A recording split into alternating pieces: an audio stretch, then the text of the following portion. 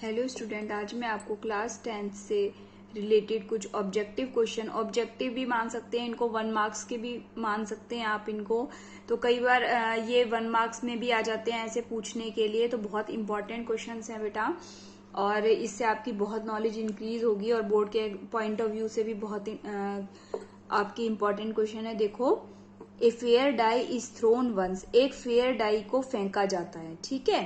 तो the probability of even composite number, देखो simple question है, लेकिन जिसको बच्चे को कंपोजिट नंबर नहीं पता तो वो इस क्वेश्चन को नहीं कर पाएगा। और कंपोजिट भी कौन से बच्चे? इवन। तो अगर हम एक डाई को रोल करते हैं तो हमारे पास क्या नंबर्स आते हैं बेटा? 1 to 6 आते हैं। तो 1 2 3, तो 1 तो हमारा प्राइम होता नहीं है ना, कंपोजिट नंबर। 2 हमारा प्राइम नंबर, 3 हमारा प्राइम नंबर, फिर हमारा इवन नंबर आता है 4 which is a composite number, फिर 5 हमारा प्राइम नंबर, फिर आता है हमारा 6। तो कौन कौन से दो नंबर आ जाएंगे जो इवन भी है और कंपोजिट भी हैं? तो आ जाएंगे 4 और 6। तो टोटल नंबर ऑफ आउटकम्स कितने हमारे? 1 to 6 यानी 6, और फेवरेबल कितने हैं हमारे? 2। तो इसकी प्रोबेबिलिटी क्या आ जाएगी बच्चों? 2/6 यानी कि 1/3 आ जाएगी। नेक्स्ट क्वेश्चन है बेटा, the graph of the polynomial ax² + bx + c is an upward parabola. बेटा ये थोड़ा हाई लेवल का क्वेश्चन आया हुआ है हमारे, ये कॉम्पिटिटिव एग्जाम में बहुत ज्यादा आ जाता है।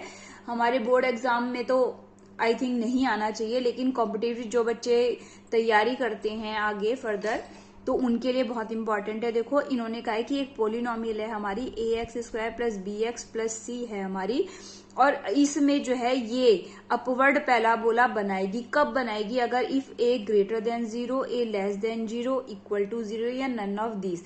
तो इसका आंसर आएगा बेटा a इज ग्रेटर देन 0, यानी कि जो हमारा a है, ये वाला a, स्मॉल a दे रखा है बल्कि इन्होंने, तो जो अगर इसकी वैल्यू जो है यहाँ पे, चाहे आप स्मॉल कर लो बेटा, अगर इसकी वैल्यू 0 से बड़ी आती है तो ये हमारा कैसा पैराबोला बनाएगी? Upward parabola. देखो बेटा, अपवर्ड पैराबोला की ऐसी कुछ शेप होती है, अपवर्ड पैराबोला, ठीक है।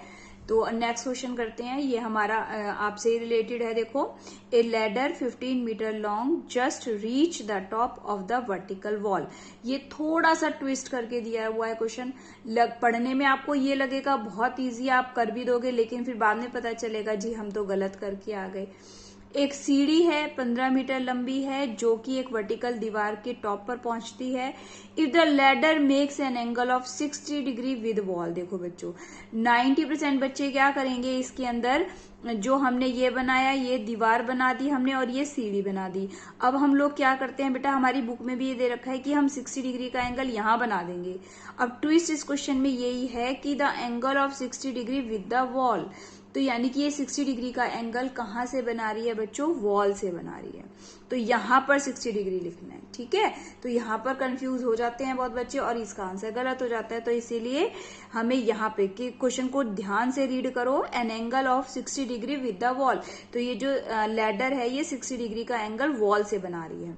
और अब हमसे क्या पूछिए? हाइट ऑफ द वॉल पूछिए।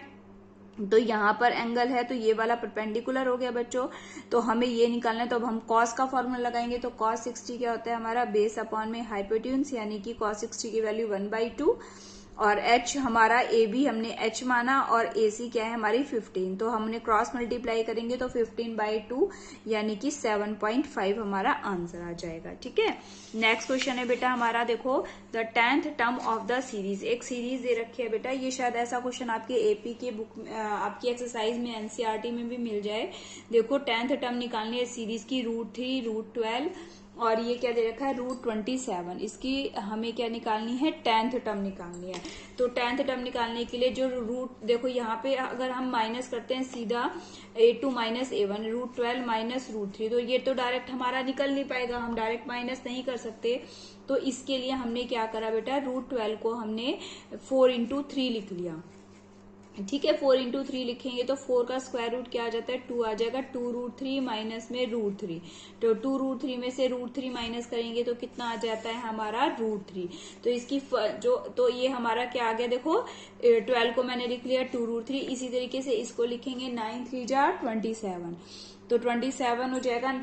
27 में से 9 का 3 बाहर आ जाएगा, 3√3। तो देखो अब ये हमारी एपी की शेप दिखाई दे रही है। तो ए हमारा √3 और डी क्या है हमारा 2√3 में से हमने माइनस किया √3 यानी कि √3 हमारा क्या आ जाएगा डी आ जाएगा। अब हमें 10th टर्म निकालनी है बच्चों, तो 10th टर्म क्या आती है हमारी a plus n minus 1 into D, तो यानी √3 प्लस 10 माइनस 1 इंटू √3, तो 10 माइनस 1 क्या आ जाएगा हमारा। अब हमने यहाँ पर थोड़ा थोड़ा एक्स्ट्रा कर दिया, 10 की मल्टीप्लाई √3 से करी फिर 1 की, आप ऐसे भी कर सकते हो बच्चों। यहाँ पर √3 प्लस 10 माइनस 1 9 √3 कर सकते हैं, तो 9 √3 प्लस √3 कितना आ गया 10 √3। अच्छा, अगर अब हमें इसी की फॉर्म में लिखना हो इसको, अगर इसी फॉर्म में अगर हमें इसको लिखना हो तो देखो हम क्या करेंगे, जो 10 है ना हमारा, इस 10 का स्क्वायर कर दो, तो 10 का स्क्वायर क्या हो जाएगा 100, और ये 100 इसके साथ चला जाएगा 3 के साथ में, तो ये कितना आ जाएगा हमारा 300। ये हमारा आंसर आ जाएगा बच्चों। अब ये क्वेश्चन बड़ा इंटरेस्टिंग क्वेश्चन है, देखो बेटा बहुत इंटरेस्टिंग क्वेश्चन है हमारा।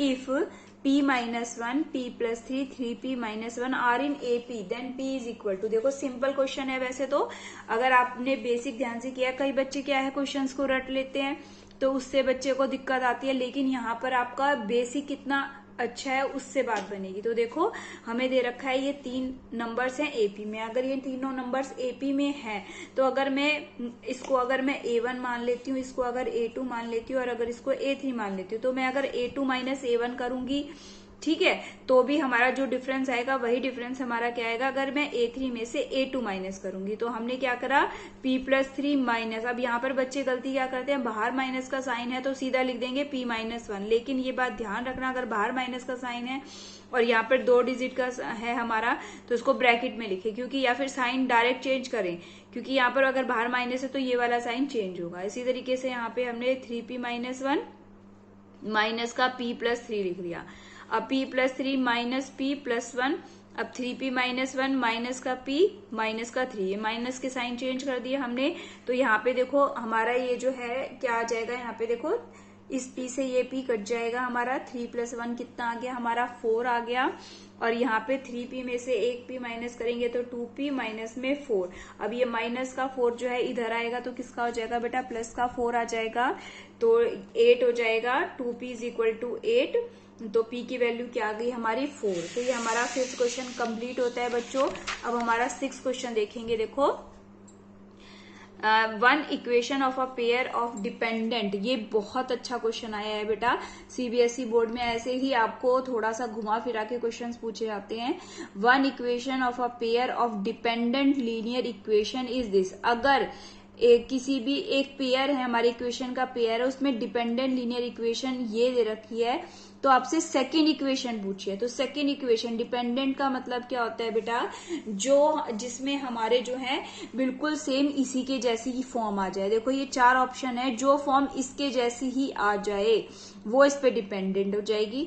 तो जैसे अगर ये वाली है तो 2x प्लस 5y तो सही है, लेकिन बेटा यहाँ पे 3 है और यहाँ पर 6 है, अगर यहाँ पे 2 से मल्टीप्लाई करिए तो ऑल ओवर 2 से मल्टीप्लाई करनी पड़ती, तभी हमारी डिपेंडेंट। सेम यहाँ पर तो x और y का कोफिशिएंट ही चेंज करिए, तो ये ऑप्शन भी गलत हो गया हमारा, फर्स्ट ऑप्शन भी गलत है, सेकेंड ऑप्शन भी गलत है हमारा।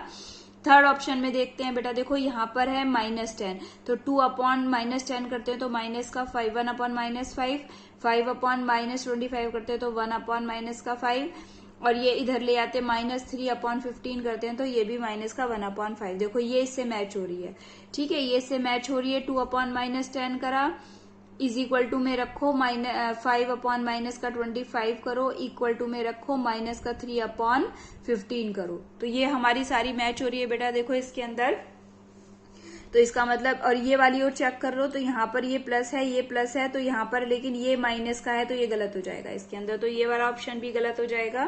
तो हमारा ऑप्शन नंबर सी से आएगा। तो डिपेंडेंट होती है तो हमारा ये सेम आना चाहिए, इनके कोफिशिएंट या रेशो सेम आना चाहिए। तो ध्यान से देखेंगे बेटा। नेक्स्ट क्वेश्चन है हमारा द पॉजिटिव रूट ऑफ, ये दे रखा है √3x² प्लस 6 इक्वल्स टू 9। तो हमने क्या करा, स्क्वायरिंग ऑन बोथ साइड कर दी बच्चों। अब हमसे ये ध्यान रखना, इसमें सिर्फ पॉजिटिव रूट पूछा हुआ है, ठीक है। तो 3x² plus 6 is equal to 9, मैंने squaring on both side 3x² plus 6 is equal to 81, 3x² is equal to 81 minus का 6 हो गया इधर जाके 75, तो x square is equal to 25, divide कर दिया 3 से इसको, तो एक्स इज इक्वल टू +-5, लेकिन हमसे क्या पूछा था बच्चों, पॉजिटिव पूछा, तो आंसर क्या आ जाएगा, ओनली 5 आ जाएगा। ठीक है, नेक्स्ट क्वेश्चन है बेटा हमारा 8 क्वेश्चन है। देखो, इन ट्राइंगल ABCDE जो है पैरेलल है BC, find the value of x.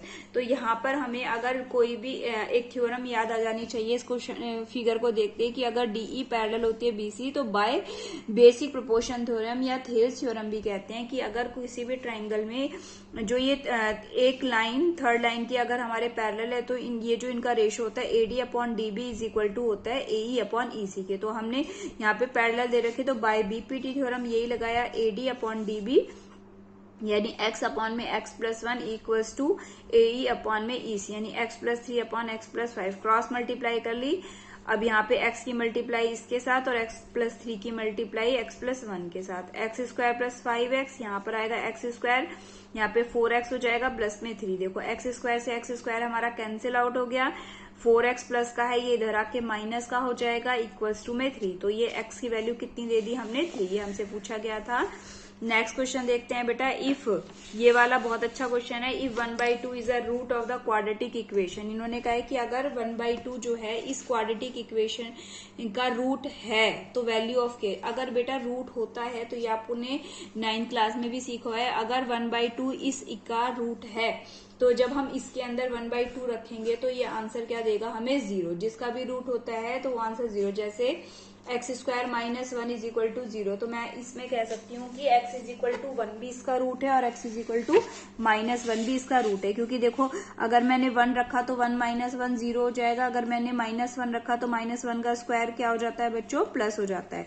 तो 1 - 1 इज इक्वल टू, यानी कि इस इक्वेशन के हमारे 1 और -1 दो रूट है। अब इसमें हमें इसका रूट क्या दे रखा है बेटा, 1/2। तो मैंने यहाँ जहां जहां x था वहां 1/2 रख दिया, तो 1/2 का square plus k into 1/2 minus 5/4, तो यहाँ 1/4 हो गया बच्चों, यहाँ k/2 माइनस 5/4, एलसीएम ले लिया 4 आ गया, तो यहाँ 1, यहाँ पे 2 से 2 बार जाएगा, 2k - 5 इज इक्वल टू 0। ये जो 4 है ये इधर जाके 0 हो गया, 2k - 4 is equal to 0। k की वैल्यू कितनी आ गई बच्चों, 2। तो यहाँ पर k की वैल्यू हमारी 2 आ चुकी है। नेक्स्ट क्वेश्चन देखते हैं बेटा, क्वेश्चन नंबर 10 है हमारा, given that the sine alpha is equal to √3/2 and cos beta is equal to 0। तो value of beta minus alpha, बड़ा अच्छा क्वेश्चन है हमारा। देखो sine alpha is equal to √3/2, तो यहाँ से हम अल्फा की वैल्यू निकालेंगे, तो साइन अल्फा √3/2 हमें पता होना चाहिए किसकी वैल्यू होती है साइन में, साइन 60 की वैल्यू। तो अब हम कंपेयर करेंगे तो अल्फा की वैल्यू कितनी आ जाएगी, 60। Cos beta is equal to 0 दे रखा है, तो कॉस जो 0 होता है कहां पर होता है बच्चों, 90 डिग्री पे। तो cos beta is equal to cos 90, तो बीटा की वैल्यू कितनी आ गई, 90। अब हमारा बीटा माइनस अल्फा पूछा है हमारे से, ये अल्फा है, तो 90 - 60, बीटा हमारा 90 और अल्फा हमारा 60, तो 90 - 60 कितना आ जाएगा, 30, हमारा आंसर आ गया। नेक्स्ट क्वेश्चन है बेटा हमारा, if sine theta plus cos theta is equal to √2 cos theta then the value of tan theta. तो हमने क्या करा, जो ये वाला कॉस थीटा है ना बेटा, इन सबको नीचे ले आए हम। देखो इसके नीचे साइन थीटा के नीचे भी आएगा, पहले तो ये पूरे के नीचे आ जाएगा हमारा sign theta plus cos theta upon में कॉस थीटा, पूरे के नीचे आ जाएगा इज इक्वल टू में √2।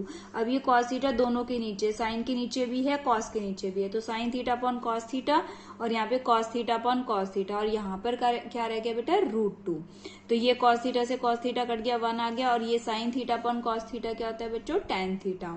तो ये प्लस का 1 उधर जाके क्या आ जाएगा, यहाँ 0 मत कर देना है, प्लस का 1 उधर जाके क्या हो गया, माइनस का 1, तो √2 - 1 आ गया। Next question very very important और very very interesting, each root of the x² - bx + c is decreased by 2।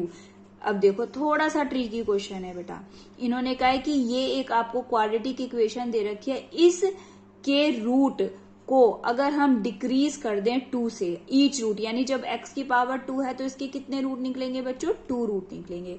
इन्होंने कहा है कि अगर दोनों रूट को हम 2 डिक्रीज कर दें, यानी अगर मैं जो इसके भी कोई भी जो 2 रूट है उसमें से अगर मैं 2 डिक्रीज कर दूं तो रिजल्टिंग इक्वेशन हमारी ये वाली बन जाती है बच्चों। तो अब आपको बताना है यहाँ पे से b की वैल्यू बतानी है, यानी ये इक्वेशन बतानी है आपको, ठीक है। अब देखो मैंने माना इसके रूट क्या है, अल्फा और बीटा, ठीक है। ये X square minus B X plus C के रूट मैंने अल्फा और बीटा मान लिए। अब मैंने क्या करा, दोनों में से 2 माइनस का है ना, ईच रूट को डिक्रीज कर दो 2 से, तो अल्फा में से 2 माइनस कर दिया, बीटा में से 2 माइनस कर दिया। अब ये माइनस करने के बाद ये किसके रूट हो गए बच्चों, इस वाली के रूट। इन्होंने कहा ना कि रिजल्टिंग इक्वेशन इज दिस, तो हमने क्या करा, सम ऑफ रूट क्या होता है बेटा, माइनस का बी बाय ए, तो माइनस का बी बाय ए होता है सम ऑफ द रूट। तो हमने इन दोनों को ऐड किया, alpha plus beta minus 4 is equal to minus का बी, यानी कि माइनस का प्लस हो जाएगा 2 और ए हमारा 1 है, तो अल्फा प्लस बीटा कितना आ गया हमारा, माइनस का 4 उधर गया 6। और प्रोडक्ट ऑफ रूट क्या होता है बेटा, सी बाय ए, सी कितना है हमारा 1 है और ए भी हमारा 1 है, तो अल्फा माइनस 2 बीटा माइनस 2 कितना आ गया 1। मल्टीप्लाई करी बेटा, alpha beta minus 2 alpha minus 2 beta और प्लस में 4 इज इक्वल्स टू 1। तो यहाँ पे देखो अल्फा बीटा, और यहाँ से अगर मैंने माइनस का 2 कॉमन ले लेती हूँ तो यहाँ क्या बच जाता है बच्चों, अल्फा प्लस बीटा। देखो इसमें से मैंने माइनस का 2 कॉमन लिया, अल्फा प्लस बीटा बच गया। अल्फा प्लस बीटा किसके इक्वल है, 6 के इक्वल, तो 2 इंटू 6 कर दिया डायरेक्ट, प्लस का 4 इक्वल टू में 1। तो यहाँ पे देखो ये कितना है, अल्फा इंटू बीटा, 2 6 या 12, माइनस 12 में से प्लस 4 करेंगे तो कितना आएगा, माइनस 12 प्लस 4 कितना आ गया, माइनस का 8 आएगा बच्चों, और माइनस का 8 इधर जाके किसका हो जाएगा, प्लस का, तो ये 1 है हमारा, तो 8 प्लस 1 कितना हो गया हमारा 9। तो अल्फा इंटू बीटा क्या आ गया हमारा 9। तो हमारी इक्वेशन क्या आएगी, X square minus sum of root, sum of root का मतलब क्या हो जाएगा बेटा, sum of root alpha plus beta कितना निकला है मेरा 6, तो यह आएगा 6x और प्लस में प्रोडक्ट ऑफ रूट यानी अल्फा इंटू बीटा कितना आ जाएगा हमारा 9। तो ये हमारा आंसर होता है बच्चों। आई होप आप लोगों को समझ में आएंगे सारे क्वेश्चंस, अच्छे से ध्यान से देखेंगे, अगर कोई एक बार समझ में नहीं आता तो दूसरी बार देखेंगे, ठीक है। और वीडियो को लाइक और सब्सक्राइब जरूर करेंगे। ओके बच्चों, टेक केयर।